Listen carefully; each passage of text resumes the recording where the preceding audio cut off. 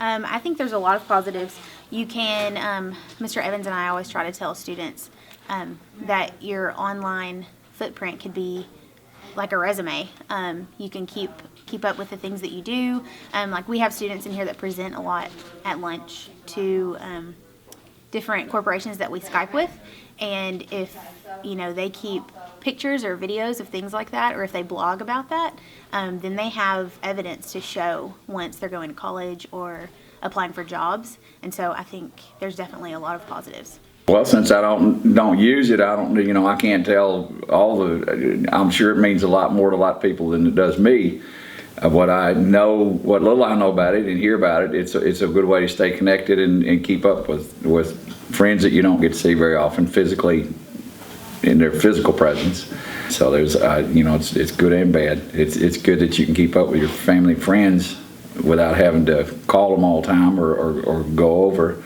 This is the part that I fail to think about as often as I should. And when I think about the pluses, it's a way for people who would completely lose contact with people to stay in touch, or at least stay connected, or be aware of what's going on in other people's lives that they wouldn't, if they don't have time or live outside the city or outside the community, or like kids that I went to, or not kids anymore, people that I went to school and played football with. I know from what other people say that I saw this on Facebook. Well, I didn't know that. I wouldn't have known that had somebody not looked on Facebook and saw it. So another downside is the social skills, that you don't learn, or that you don't hone because you spend so much time on those devices.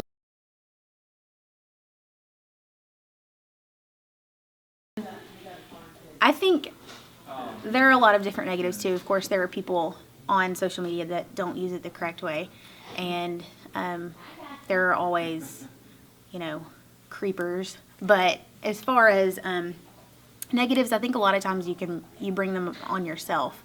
I think by posting negative things,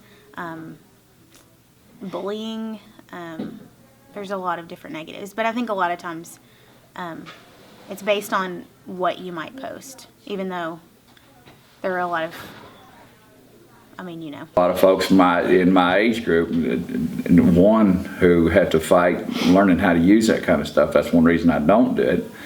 And the other, I know the quality of life for you guys, I think, is a lot less. The quality is not as quality as it should be, because you depend on that too much, and you spend all your time with your nose in your phone and on a computer at home, and like I said, instead of relating.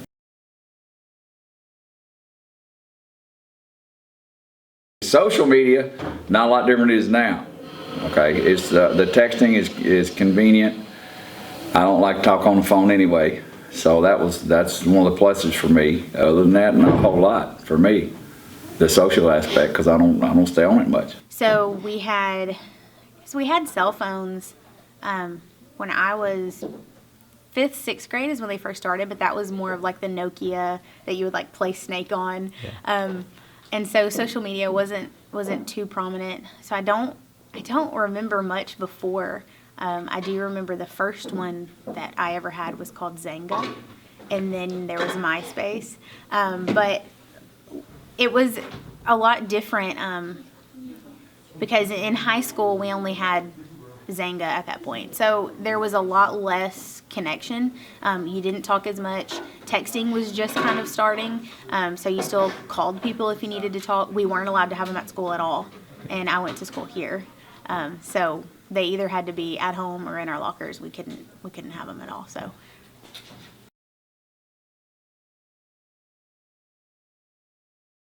And when you can't walk down the hall without running into somebody with a cell phone in their hand, or those things in their ears, we got a problem, and it's not going to get better. That's the sad part, And if you want to look at the negative effects, it's causing more and more wrecks and on the highways, and it costing people their lives or their quality of life. They get involved in accidents, or they get sued because they did it, and may or may not wind up in jail and cost them money. And I think if we use more common sense with it, it'd be a great thing. But there's some people who are addicted to it. It's an addiction.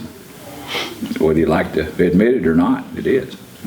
Try to see both sides, like I tell you guys in class, and there's upsides and there's downsides, and I don't condemn somebody for doing all that and using it, because everybody makes their own choices, you know. Yeah. I'm a dinosaur, as you know. Yes, I think yes. I had to think about it, but yeah, I do as a whole. I think it has, especially. Again, I'm going to talk about Twitter, but especially on Twitter, because there are so many like public chats and education chats and things like that, and you can just branch out so much and meet so many people that have been doing things that you're interested in for longer, and you can really learn from those people. So yeah, I think for the most part you can advocate for yourself and the things that you're doing, and really make yourself and your career, your interests known, and also for other things like keeping up with friends and family. I think that it's made things like that a lot easier. So yeah, I think as a whole it's made it better.